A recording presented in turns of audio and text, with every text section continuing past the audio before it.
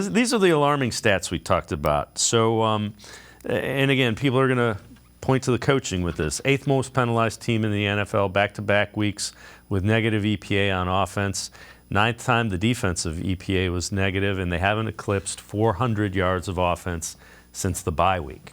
So I get it. But again, it's all because you've kind of redone a lot of what you are doing offensively the last 2 weeks. And they're minor tweaks in game plan, but they're humans, and you're asking them to do things a little differently.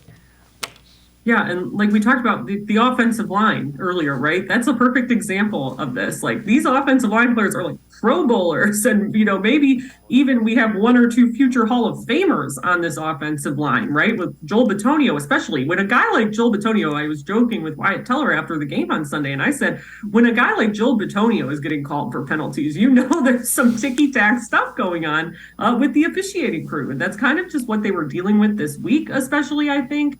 But again, it's part of that adjustment. And you think in theory, like, oh, Deshaun Watson comes in and he's such a good quarterback that so much should look different and he should fix it. But it is an adjustment for those guys around him. And it doesn't mean that it's not going to pan out in the long term. It just means they kind of have to get used to doing different assignments. And Jack Conklin talked a little bit about this today. Like you have to really be hyper aware of, okay, the quarterback is on the move, so I can't be holding my guy anymore because that's going to get called automatically. It's going to be an automatic flag. So I do think just it is all about these guys learning how to play with each other, learning Deshaun Watson's style, and just kind of accepting that, hey, there's going to be some growing pains here. But in the long run, I think we might look back on these last few games and be like, maybe it was a good thing they were out of the playoff race, which I don't think most people would want to say right now, but it maybe allows them more freedom will allow them more freedom in the long run to try some different things and figure out what works for him in this offense.